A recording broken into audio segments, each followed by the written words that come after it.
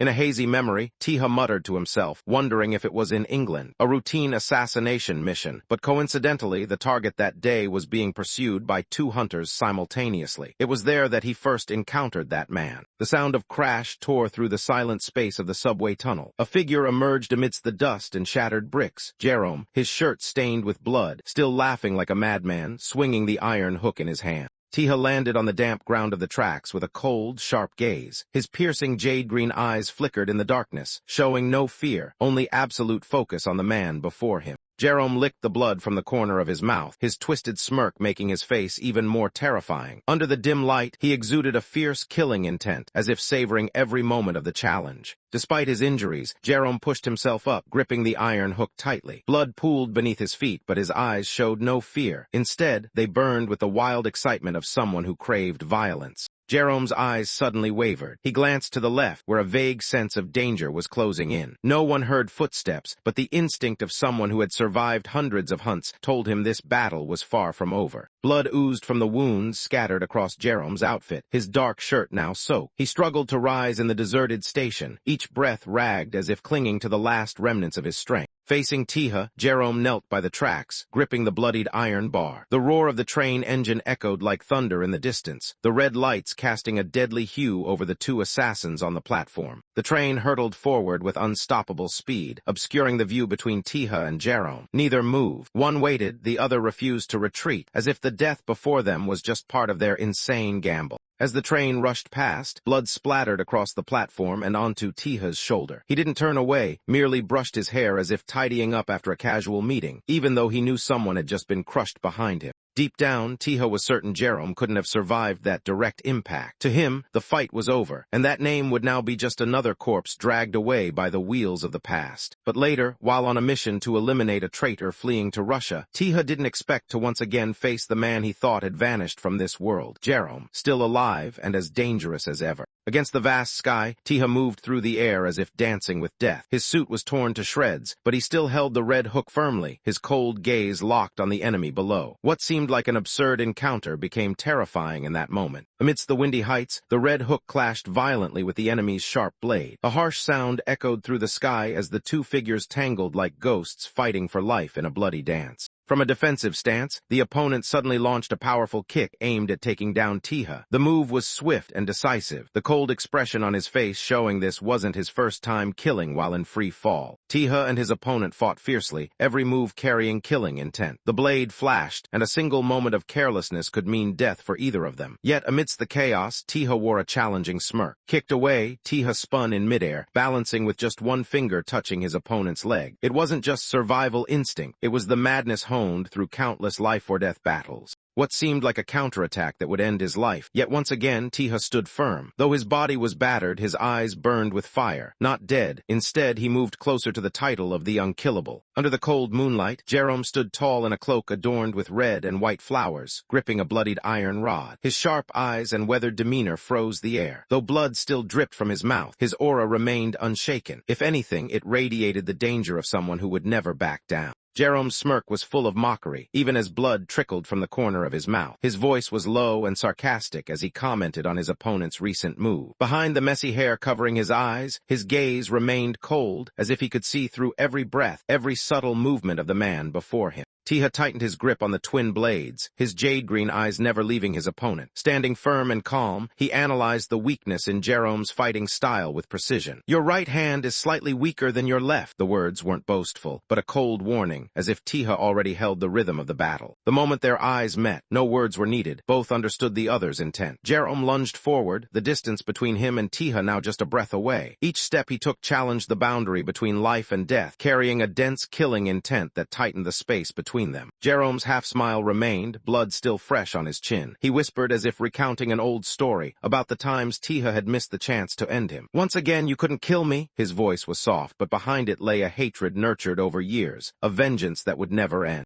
Without warning or preparation, the attack came at wind-tearing speed. Jerome moved like a ghost, his flower-patterned cloak fluttering with his violent motion. Gray, his opponent, barely managed to raise his blade in defense. In that moment, the night seemed to explode from the clash of 2 opposing forces. Taeha ducked just in time, his eyes flashing with absolute focus. Jerome's attack carried intense killing intent, but Taeha remained calm and precise in his reflexes, the very thing that set him apart from the rest. In the blink of an eye after dodging, Taeha hadn't even turned around before Jerome sprang up from the ground like a demon. The red-flowered cloak billowed as he descended, carrying the force of someone who never let their targets survive the next encounter. Jerome's half-smirk was full of mockery, his blood-red eyes locked onto his opponent. He saw through every tiny movement of Taeha, and his voice, both taunting and sharp as a blade, deliberately pierced his opponent's mind like a fatal psychological blow. A heavy thunk echoed as Jerome's iron rod struck the ground. Taeha leaped back to maintain distance, but his eyes never left the man before him. Meanwhile, Jerome continued to press forward, fighting and talking as if this were just a game in the world of wounds he knew so well. Jerome's words intertwined with his frenzied strikes. He spoke of the chaos of this country as an excuse to exist, to rise amidst blood and betrayal. But even in his madness, he still acknowledged the truly strong as a way to satisfy his pride. Taeha's leap was halted, and in a rare moment of silence, Jerome smiled. He admitted that not everyone was worthy of his respect, but among the countless warriors he'd faced, the one most deserving of the title peak was still the man before him, Taeha, or rather, Vendetta.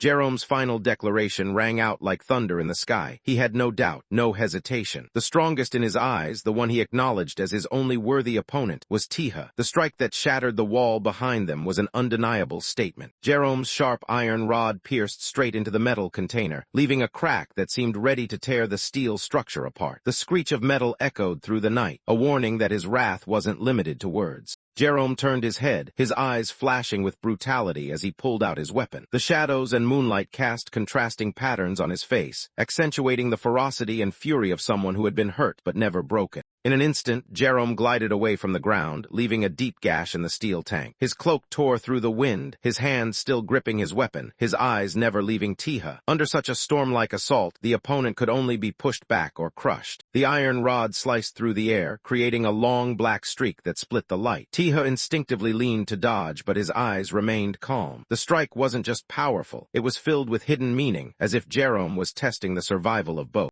On the brightly lit rooftop, both figures soared into the air. Jerome leaped, blood still dripping from his chest but not diminishing his attacking momentum. Taeha responded with a powerful jump, his coat billowing. The battle between these two peaks was no longer confined to the ground. It had transcended human limits. Jerome descended from above like a blade from the heavens. The force of his strike cracked the ground, sending dust and rocks flying, while a red-orange flame rose like a funeral pyre, marking where his wrath had landed, precise, ruthless, and utterly menacing. The sound of footsteps echoed softly but decisively amidst the chaos. Another figure appeared, walking calmly as if completely unaffected by the recent destruction. This presence suddenly quieted the atmosphere, hinting at an unexpected turn of events. Jerome stood in the middle of the ruined street, bloodied but with eyes as sharp as blades. Before him lay a pile of crushed debris from his strike, but his wary expression and the that escaped his lips revealed one thing. He sensed something was wrong. Jerome's face was filled with doubt as he stared into the empty space before him. He disappeared. The fleeting thought made him frown. Throughout the battle, no one had ever escaped his control like this. It wasn't just surprising, it was a heavy blow to his ego. His hand tightened around the rod's handle as Jerome pondered. He was certain he had seen Taeha completely engulfed in his final strike, but if Taeha had silently escaped during that moment, it meant one thing: he had been deceived. His rage erupted alongside his counterattack. Jerome swung the iron rod fiercely, creating a sharp shockwave. Every movement now wasn't just an attack, it was a challenge, a declaration that anyone who dared underestimate him would never survive again. Jerome smirked triumphantly, as if he had everything under control. He spoke as if delivering a verdict to Taeha, believing his opponent couldn't resist this time. But that confidence was just a mask, hiding his blind arrogance in the face of an opponent who was changing by the second. Before he could finish his sentence, Jerome froze as he realized Taeha had closed in behind him. His unfinished threat was cut off by the cold, steel-like voice of the counterattacker. "This time, I'll end you." No one had ever reversed Jerome's position so quickly. The clang of the iron rod hitting the ground echoed sharply, signaling a shift in the battle. Taeha, without any fanfare, stood there coldly facing Jerome. The flamboyant assassin was motionless, not from lack of strength, but from sheer astonishment. The blood soaking his chest couldn't stop Jerome's wide-eyed stare. He hesitated, his voice disbelieving as he asked, "Since when were you this fast?" The question burst out amidst his racing heartbeat, as if he was facing a new version of what was once his prey. A swift counterattack tore through the space, sending both figures into chaotic trajectories. Objects and light exploded in the dark street, marking the boundary of survival. Taeha was no longer the defender. Now he was the pursuer, the judge. Jerome screamed, blood spraying into the air as the iron rod was knocked from his hand in desperation. His bloodshot eyes widened as he uttered through the searing pain, "You see, just like you," an unfinished sentence full of complexity, a sign that between them it wasn't just vengeance but something deeper, similarity, reflection, or perhaps fate. Taeha roared silently, his eyes blazing amidst the spreading blood. A swift counterattack had been unleashed. In the moment of near death, he didn't retreat but stepped forward, pushing his limits beyond fear. The movement froze into a fierce shadow. Jerome was struck down, blood splattering from the fatal blow. The contrasting silhouettes of the two opponents said it all. This battle wasn't just about strength, it was a fight for survival. From another rooftop, a figure darted through the night. Each step on the roof was deliberate, showing that the mission they were pursuing was no less intense than the battle that had just ended. Lee Haejeong stood in the high-altitude base, his long hair fluttering in the wind, his eyes intently scanning. He had just received a message from the radio, confirming this as the final rally point for the drones, and now they had to destroy them before returning to base. From above, Lee Haejeong spotted a group of strangers loading a bloodied body into a car. The man at the front suddenly looked up, his sharp gaze sweeping over the figure on the rooftop. This moment, tense as a drawn bowstring. One of the men on the street glanced to the side, noticing something. A wary expression began to spread among those nearby, signaling a new confrontation about to erupt. Above, Lee Haejeong was ready to act. Yoon Sari stood on the rooftop, her eyes sharp and alert. The sudden appearance of a group of strangers made her cautious, her intuition warning that new trouble was approaching. One of the two men below looked up, confirming her identity. "You're Yoon Sari, right?" His voice was firm, accompanied by an introduction. They were part of the Haejeong gang's special operations unit. From the other side of the street, a man in a bright coat approached Taeha, who was kneeling beside Jerome's body. Calmly, he stated, "They were here under the orders of Captain Huimin-chin." The newcomer didn't beat around the bush. With a calm expression and a half-smile, he said directly to Taeha, "I've been ordered to kill you." The words were cold, with no attempt to hide the killing intent. Taeha stood still for a brief moment. Facing this new threat after a brutal battle, his eyes were cold and calm. He silently asked himself, "What now?" The man in the long coat stood before Taeha, his voice cold and unapologetic. He declared matter-of-factly that he had been ordered to kill him, but hesitated to ask, "So what should I do?" as if waiting for an explanation. Taeha immediately recognized him, the man he had encountered in a previous duel. His eyes showed suspicion. How did he know Taeha would be here at this exact moment? Taeha silently analyzed. This guy had once said he wasn't part of Chungu's faction, meaning Hong and Jayu wouldn't have summoned him, and if his true goal was to kill Taeha, he would have struck from the shadows, not revealed himself like this. From above, the situation became clearer. The man seemed to have just discovered Taeha's identity, a member of the Haejeong gang. He admitted he had sensed something special about Taeha, but still couldn't fully grasp it. Still in a half-teasing tone, the man smirked. He threw out a mocking remark, as if treating this encounter as a small game, provocative but in no rush to act. Taeha didn't let himself be led astray. He responded with a calm yet sharp statement, emphasizing that he wasn't the one who started the trouble in Jangseo, implying that some information had been twisted.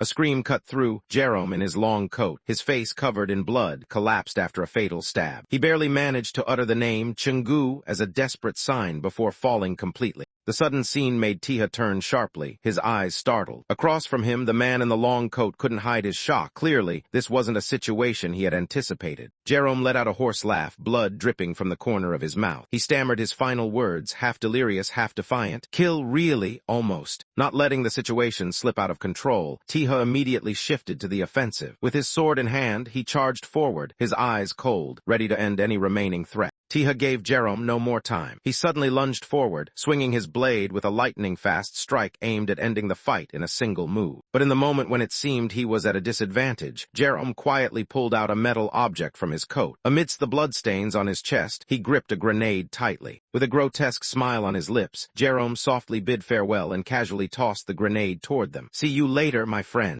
A blinding light and a burst of dust erupted. Both Taeha and the man in the long coat immediately shielded their faces, avoiding the flash, but remained in a defensive stance. Through the smoke, Taeha's eyes quietly opened. His gaze was cold, absolutely focused. He didn't let himself be swept up in the chaos, but instead scanned every direction with the instinct of a seasoned warrior. A spear tip unexpectedly grazed his neck. Taeha gritted his teeth, his eyes flashing with killing intent. What the asterisk zombie is this? The words were cut off by the dangerous approach of a new opponent. The man in the long coat raised his weapon to block, cutting through the tension. He said indifferently, "Wait, it has to be in order." There was no hint of joking, yet it was full of irony. Taeha narrowed his eyes, lips pressed tight. A moment of silence passed before he exhaled sharply, glaring. "Unfortunately." He jerked his blade up, his voice firm as he declared an undeniable truth. He was first in line. Killing intent immediately erupted. Blade and spear clashed violently. A harsh sound rang out as sparks flew. Now no one was holding back. The real battle between the two had officially begun.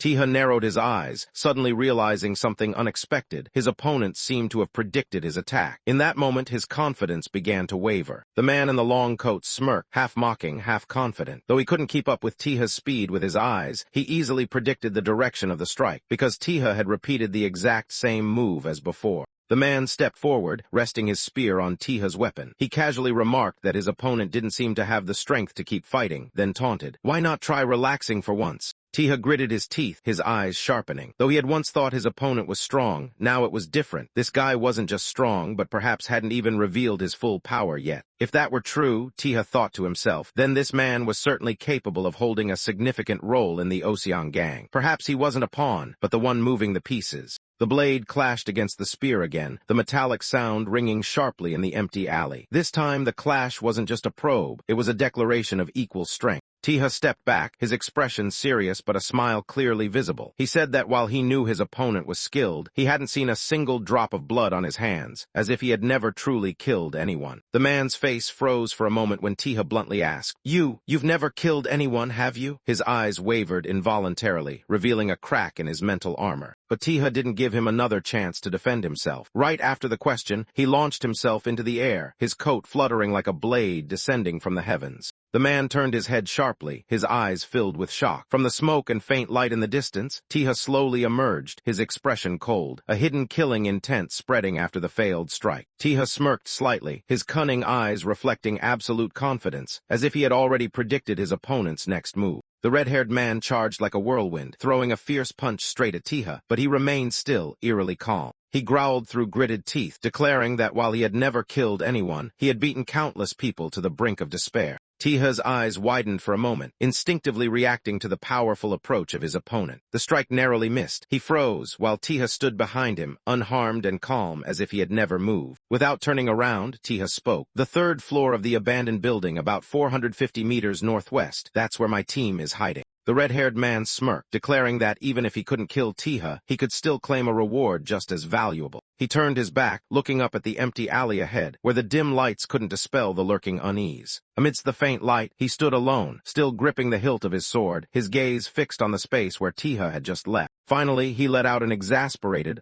his face twisted, as if he was truly fed up with facing someone like Taeha. The old brick building stood in the cramped residential area, its third floor serving as the secret rally point for the hidden group, the next target under close surveillance. A radio signal crackled from the earpiece of a bloodied agent. A hurried voice came through. "This is the Seoul Special Forces of the Haejeong gang. All units, attention." The sharp sound of gunfire echoed through the night. Soldiers' bodies lay scattered outside the construction site as the final command rang out. "Surrender immediately, or all of you will be eliminated." A bearded man with wild eyes repeated the radio message amidst the rapid gunfire. He was part of the Haejeong Special Forces unit that had just declared war. Inside the building, faint light and scattered bodies filled the space. A soldier screamed in rage as he saw his comrade fall at the foot of the stairs. Go and seek the bald man with cold, sharp eyes observed the battlefield. He wondered, the Haejeong gang is already here. Did they plant spies here just like us? In the basement, a young soldier tried to rouse the injured commander. "Are you okay? Don't pass out now," his panicked voice echoed amidst the heavy breathing. The commander struggled to sit up, blood still flowing from his shoulder, whispering, "Lower your voice, I'm fine, we can't let them find us here." On the upper floor, two figures crouched and reported to their leader. "We've spotted 2 people in the hideout, but there are snipers around. It's too dangerous." A subordinate nervously suggested retreating, but Go and Seek roared, cutting him off with pent-up fury. "Shut up." Go and Seek, the bald man with a thick beard, sweat beading on his forehead, muttered the staggering sum. Over 10 billion won was at stake in this battle, a once-in-a-lifetime opportunity. The wounded soldier gripped his gun, calling out the bald man by name. "In Seek, go!" His voice was filled with hatred, cursing him like a wild boar dragging everything to ruin. Go In-sik stood tall in the darkness, gripping a glowing axe. He declared that once Commander Jae-sub Yoon was eliminated, Jerome would handle the rest. The plan was almost complete. He gritted his teeth, vowing to personally tear Jae-sub Yoon apart so the townspeople could finally be liberated. But before he could finish, a hand suddenly reached out from behind. In a moment of terror, the hand clamped over In-sik's mouth, his eyes widening in shock and fear. He hadn't expected anyone to get this close. Lee Haejeong, the man thought to have fallen, appeared with fiery eyes and blood staining his chest. He tilted his head, asking bitterly, "Are our lives only worth 10 billion won to you?" Go In-sik's mouth hung open in shock, uttering Haejeong's name in panic. Unable to believe the man he thought was dead was now standing behind him. Haejeong tightened his grip, stepping forward with heavy but deliberate steps. His voice cut through the air like a blade. "You'd better vomit up every drop of blood you've taken from others." Then he roared, his fist clenched, his long hair disheveled in his fury. "Before you fall, give back all the blood of those who died because of you." Lee Haejeong's devastating punch slammed into Go In-sik's chest, sending the large man flying backward. The pent-up rage now exploded into a destructive blow. Go In-sik was struck right in the face, blood spurting from his mouth in shock. He couldn't react, his expression a mix of astonishment and pain. The strike was too fast, too powerful, beyond the imagination of a seasoned warrior. Go In-sik's large body was hurled from the upper floor of the construction site, crashing through the steel railing. The sound of crash echoed like the end of a monster's fate. A subordinate screamed in horror at the sight. Boss! He couldn't believe the man who had once been invincible was now brought down so brutally, right before his eyes. Before he could react further, a chilling KRIK rang out. He felt a thunderous force yank at his neck, and then deadly silence. A shadow swept past like a black wind, leaving behind splattered blood and a choked gasp. Yoon Sari, with the speed and skill of an assassin, cleared the path with a single, smooth, and cold motion. Under the construction site lights, Go In-sik's bloodied body lay motionless on the metal platform. The once dominant leader was now just a cold corpse, with no one left to call him boss. Yoon Sari ran through the abandoned site with cold eyes and pink hair swaying in the night wind. "It's done. It's finally over," she whispered, confirming the victory after a life-or-death battle. 5 minutes later, the scene remained silent. The bodies of the defeated lay scattered under the cold yellow lights, a brutal reminder that it was all over. A man walked up the stairs, his eyes scanning, a half-burnt cigarette dangling from his lips. Behind him, a freshly killed body lay still, blood still oozing from the fatal wound. His eyes widened, his brow furrowed as he took in the devastation. "What the hell is going on now?" he muttered, unaware he had just stepped into the middle of an ongoing nightmare. In the dimly lit room with only a simple round wooden table, the tension was palpable. Yoon Sari and Taeha were already seated, their eyes fixed on the bound man being brought in. Without greeting, Taeha coldly said, "Sit down, will you?" Yoon Sari spoke, her voice calm and firm. With her presence as the representative of the Jangseo district, the negotiation table was now complete. Her red eyes still glowed in the darkness, unwavering. The bound man, In Jae-hong, representative of the Cheonggu district, could only groan in despair. His mouth was gagged, his hands tied, his eyes filled with hatred but helpless. He was now just a captured pawn. Taeha smiled faintly, looking at each person in the room. "Finally, the representative from the Oseong gang is here." Now all parties involved in the Jangseo dispute had gathered, ready for a life-or-death negotiation. With a confident, meaningful smile, Taeha declared the negotiation officially open. The rights to redevelop Jangseo would be decided here, in the shadows, where power didn't need a courtroom. "Make sure we all leave with smiles," he said, like a dealer who had already controlled the entire bet.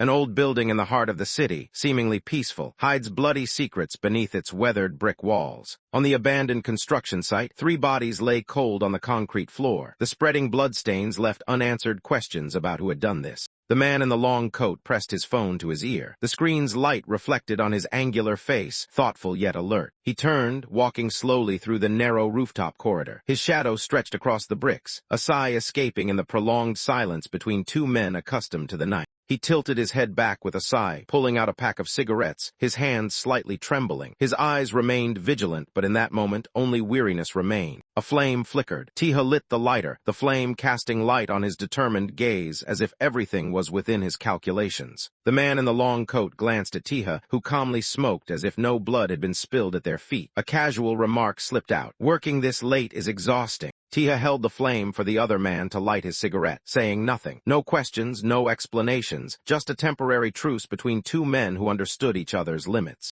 The two walked side by side under the flickering rooftop lights. "Want something else to smoke? Get lost." The curt reply wasn't taken as an insult. Taeha looked up at the sky, taking a long drag. He admitted he had never thought he would win. Maybe not that fight or the next, but regardless, he would face it without regret. The man in the long coat took a drag, his confident eyes looking upward. Though he had lost before, he declared firmly, "If I had 3 more chances to fight, I'd definitely win." Taeha silently watched his opponent, his jade-green eyes emotionless. He didn't need to overreact, just standing there present was pressure enough. The two stood on the high floor, looking down at the dark alley. The man in the long coat taunted. "Too bad you only have 1 life." Taeha coldly replied, "Shut up." The man in the long coat flicked the cigarette into the air. A small gesture, but it signaled the end of the tense conversation. The cigarette fell to the ground, its burning filter rolling before extinguishing on the cold concrete, much like the suppressed emotions in their recent exchange. Taeha descended the stairs, his shadow stretching in the night. "I heard Junsu Beek personally took you down, so why are you still alive?" His question was sharp as a blade.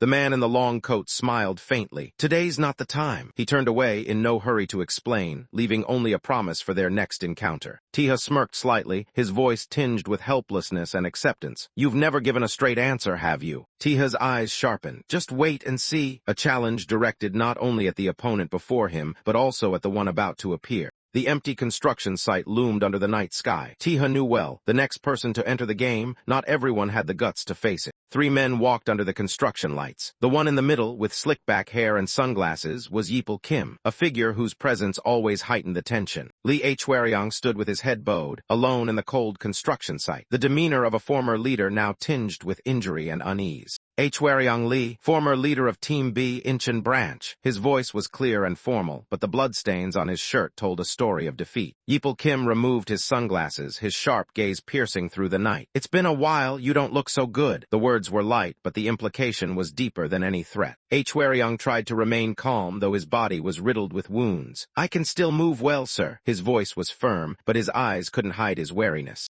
Yeopil smiled coldly, pushing his glasses up. "That sounds nice, but you're no longer part of the organization, so why bother with formalities?" Taeha observed silently from a distance. He didn't interject, only glancing at Haejeong as if weighing something or simply reading the situation. Haejeong straightened up, his eyes darkening. He couldn't believe it. First Hyumincheon and now Yeopil Kim. This meeting was clearly more than a simple check-in. Yeopil Kim, the man who had transformed Oseong from a violent organization into a cold, efficient political machine. His name carried both power and controversy. When the organization's leader bypassed protocol to appoint Yeopil as deputy commander, the entire organization was shaken. But from then on, a new era was shaped with him at the center of power. Taeha, with his cold gaze, sensed that the real challenge was Chungu, but Yeopil Kim, the man who had won without resorting to violence. Yoon Sori appeared, her eyes alert as she entered the room where Hong In-jae was tightly bound, awaiting an uncompromising confrontation. Yeopil Kim, deputy leader of Oseong, stepped forward like a true politician. He declared he would clarify a few things before the negotiations began.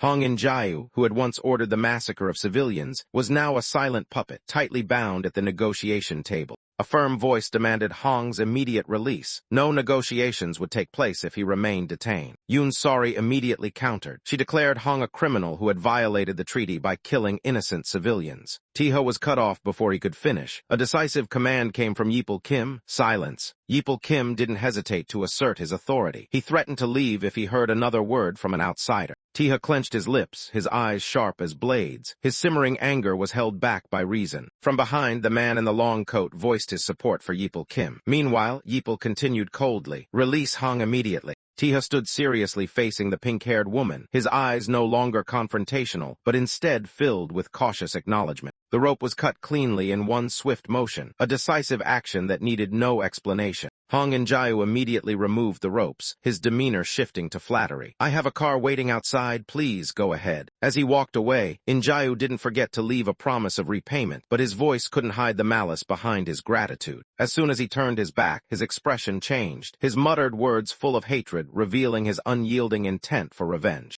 Yoon Sori gritted her teeth in anger upon hearing those sinister words, her steps heavy with barely concealed rage. She turned to confront Yeopil Kim, presenting evidence that Hong In-jae had plotted to massacre civilians to carry out his redevelopment plan. Yeopil Kim frowned skeptically, his sharp gaze as if trying to dissect every word Sori spoke. Yoon Sori glared, reacting sharply to the disdainful attitude, ready to counter without fear. She laid out all possible scenarios, pointing out the ambiguity in the secret agreements, asserting that the truth had yet to be revealed. Yoon Sori slammed her hand on the table, angrily accusing Hong and Jayu of taking her father hostage in the hospital and using him as a tool to threaten the opposition. Yeopil Kim calmly countered, pointing at Taeha, implying that he was the one who had assaulted Hong and Jayu at the hospital, creating the pretext for the ensuing chaos. Sori and Taeha were stunned as they realized the situation was turning against them. Their eyes met in a moment of unease. From the high balcony, Yeopil continued to press, arguing that Hong and Jayu's provocation wasn't enough to justify starting a war. He claimed that today's clash was the result of the Yabari gang tolerating an outsider's serious violation of the treaty. With a cold smile, Yeopil declared he had every reason to hold both Yabari and Chungu accountable for breaking the agreement. He raised his head, challenging Sori to present a strong enough argument to refute the accusations. Taeha's eyes widened in shock. The negotiation had tilted heavily in the opponent's favor, and he was being pulled in as a key link. Yoon Sori looked straight at Yeopil, coldly declaring they would not continue negotiating with someone who lied and shirked responsibility like him. Yeopil Kim remained composed, stating that the decision was no longer Sori's to make, as she had personally broken the agreement they had signed. The room fell silent after the confrontation. Yoon Sori and Taeha stood pensively in the empty room, the light from the ceiling dividing the line between action and consequence. Suppressed anger erupted as Sori kicked the negotiation table, her frustration and rage evident in every movement. She clenched her fists, her eyes red with indignation, her voice choked as she admitted she hadn't been able to say all she needed to. The other side had never intended to negotiate.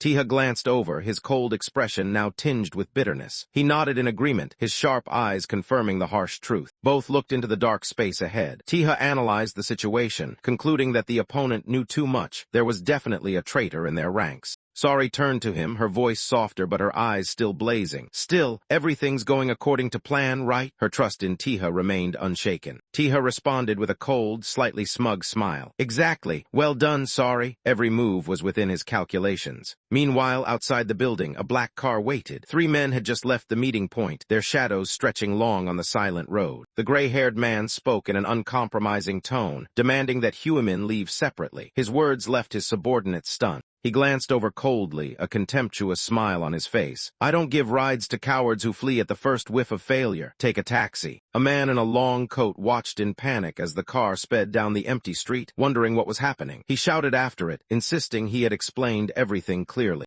The car stopped, and the man in the long coat angrily yelled, revealing his frustration and youthful appearance. The car continued moving, its headlights illuminating the dark road. Suddenly, Taeha appeared in the middle of the road, calm and composed, facing the oncoming car. The headlights shone directly on Taeha, highlighting his cold and confident demeanor. The car screeched to a halt. Taeha remained standing, calmly looking at the vehicle. The car window rolled down, and Hong and Jayu, wearing sunglasses, looked out, asking Taeha what he wanted. Taeha began to explain, his tone resolute, stating that Chungu and the Oseong gang were part of a larger power structure, so they needed to adhere to limits despite conflicting interests. He continued, pointing out that if Mr. Hong, who had just been released, mysteriously disappeared, Chungu, having lost its chairman and leadership, would temporarily lack the capacity to find a replacement for Director Hong. And if the reason behind Director Hong's disappearance wasn't clarified, the agreement between Chungu, the Oseong gang, and the Yabari gang would inevitably weaken. Taeha smiled coldly in the dim light, his voice laced with sarcasm as he mocked the one who had denied his right to negotiate, now facing the very reason for it. The scene of the conference slowly emerged in his memory, Yeopil Kim's questioning echoing like a dark challenge, daring the opponent to prove the value of their argument. In the shadows of a corridor, Lee Haejeong stood silently, not to welcome, but to prepare to arrest Hong and Jayu the moment he was released. Hong and Jayu sat in the car, shielding his eyes with sunglasses, his voice mocking but unable to hide his surprise at an opponent smarter than he had expected. Then he laughed meaningfully, inviting as if nothing had happened. The seat beside him was empty, and the invitation carried a new scheme yet to be revealed. On the dimly lit street, a black car pulled over to the curb. From inside, a soft yet suggestive voice called out, "I happen to have an empty seat, get in." Taeha stood there, his dark brown hair slightly falling over his forehead, his gaze sharp but skillfully evasive. He smiled faintly, politely declining. "We're not close enough for that, are we?" The man in the car, stylish with sunglasses and a goatee, leaned over, speaking in a reassuring tone. He claimed he had no intention of setting a trap for Taeha, simply wanting to invite him to a quiet cigar lounge for a conversation. Taeha tilted his head, a slight smirk appearing with his sharp gaze. He declined subtly but coldly, emphasizing he was quite picky about cigars, a deeply layered refusal. The man didn't seem bothered. He sat in the car, still smiling, continuing to probe. In a probing tone, he asked about Taeha's long absence from Korea. A faint smile crossed his face as he received the brief reply. "I was in Italy." The statement seemed innocuous, but his eyes flickered with calculation as he repeated, "Italy, huh?" The man in sunglasses continued to persuade, citing the presence of Italian cigars in the lounge despite not using them himself. He tried to recall a brand name, but was interrupted mid-sentence. The car door slammed shut. Taeha finally got in, his eyes wary but accepting the game. The two sat opposite each other, the space heavy with unspoken words. Taeha turned his head, his gaze coldly tilted. He quipped, "You should have said that earlier." His voice was both conciliatory and commanding. "Let's go." The car sped away from the quiet street. The driver mentioned Seoul's speed limit, but Taeha cut him off with a short, firm statement. "Don't worry, drive faster." The quiet, luxurious atmosphere of the cigar lounge appeared. Everything was meticulously arranged. Yellow lights, brown wood, the faint scent of tobacco in the air, ready for an uncompromising conversation. Taeha sat leaning back in his chair, legs crossed, his gaze directed at the silver-haired man who had just entered. The tension was palpable, as if each person carried an undisclosed secret. A tray of cigars was gently pushed forward. The server briefly introduced. "This is the type you usually use, along with the special order just placed." The man in sunglasses took the cigar with a satisfied smile. He nodded in thanks like a gentleman accustomed to refined service. "As always, I hope the time here will be pleasant." Taeha, lounging on the chair, lightly raised his hand to signal a pause. His eyes locked onto the other man. "Just a minute." Taeha tilted his head slightly, asking the server about the matches. The other man bowed politely. "Yes, sir, I'll get them right away." A bottle of Courvoisier XO sat solemnly on the glass table. The soft yellow light reflected off the polished surface, evoking an aristocratic and conspiratorial atmosphere. One of Taeha's hands held the cigar, the other accepted the cutter. His low voice rang out, "This one isn't what it seems." The cigar was made from Kentucky leaves, favored not only by the working class but also by the elite. The man in sunglasses slowly cut the cigar, explaining its characteristics, its considerable length and sometimes split in half to share with a companion. Taeha smiled, holding out half the cigar to the other man. He called it the cigar of friendship, a gesture both friendly and tactically loaded. Across from him, the man in sunglasses reached out to take the cigar with a thoughtful expression. He said nothing, but his demeanor showed careful consideration.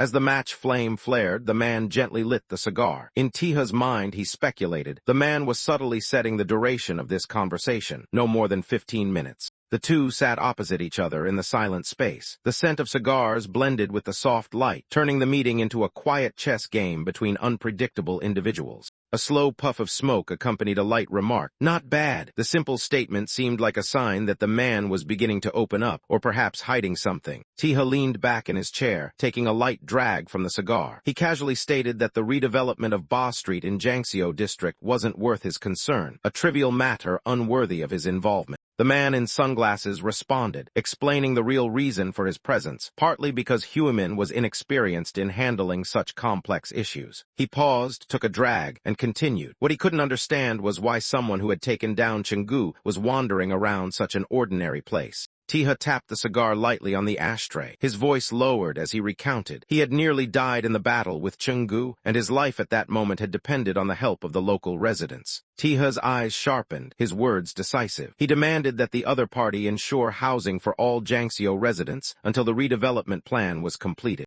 Taeha raised the cigar, the red ember reflecting on his gloved hand. He emphasized the final condition. Residents must not be forced to bear any additional costs or burdens during the redevelopment. The man in sunglasses took a slow drag, calmly mentioning the staggering figure, the estimated construction cost of 3 trillion won. If they agreed to support Taeha's proposal, each household would benefit 10 times the initial value. Taeha didn't flinch. He coldly countered, stating that this meeting was for negotiation, not arguing over profits. For him, the existence of Chenggu was the core issue to clarify. The man in sunglasses responded with a deep gaze. He denied the initial assumption, revealing the real reason for his presence, not to negotiate. The real reason, he declared, was that Taeha knew about the committee, a name heavy with implications, laden with threat. Chenggu, a massive conglomerate holding economic and industrial power in Korea, a financial force manipulating every sector, from technology to entertainment. The counterpart to Chenggu was Oseong, a notorious underground organization, once involved in the 1990 presidential assassination. They were hierarchical and unyielding to anyone.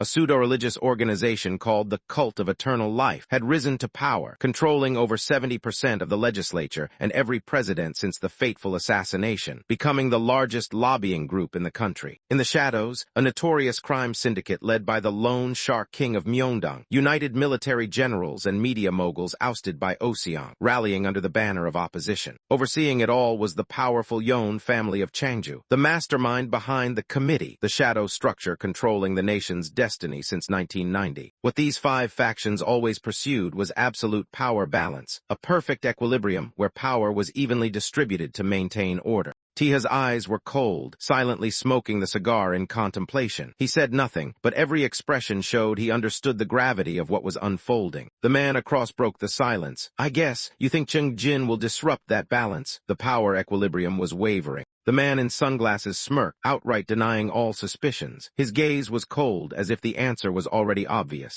He puffed on his cigar, slowly uttering venomous words. "The one who almost killed you, could it be Chung Jin?" In the blurred, dusty memory, a low voice echoed in the blood-soaked room. "Long time no see, young Master Taeha." Without warning, the silver-haired assassin lunged forward. Two gleaming daggers spun through the air in a fierce attack aimed directly at Taeha. The punch, like a thunderbolt, shattered the defense. The silver-haired man triumphantly declared, "But everything ends here." Taeha was stunned, his heart in turmoil. His face showed shock as he recognized the attacker from years ago, Junsu-beak. Chungu has Junsu-beak, a familiar phrase, acknowledging Chungu's formidable power in the underworld. A man of unknown origin, age, or identity, appearing as the chairman's bodyguard, Junsu-beak, the cold-blooded superhuman who controlled Chungu's armed forces during the era of violence. It was rumored that the light from Junsu-beak made the chairman's seat of Chungu shine brighter. He first stepped into the light through a bloody coup. The man in sunglasses expressed concern. If Junsu-beak was truly using Chung Jin to serve his ambitions, the decades-long power balance would collapse. Taeha maintained a steady gaze, speaking decisively. "So what do you really want from me?" He refused to be a pawn led by others. The man leaned back casually, his tone light but full of implications. "You know, I'm sure you understand what I need." The shadow of a grand scheme was slowly revealed. Taeha pondered, his eyes cold. Deep down, he understood the implication behind the conversation. The man wanted him to kill both Chung Jin and Junsu-beak. Without resistance, Taeha set the cigar down, smiling in thanks. The other man took it as a signal of agreement to handle the Jiangxio issue.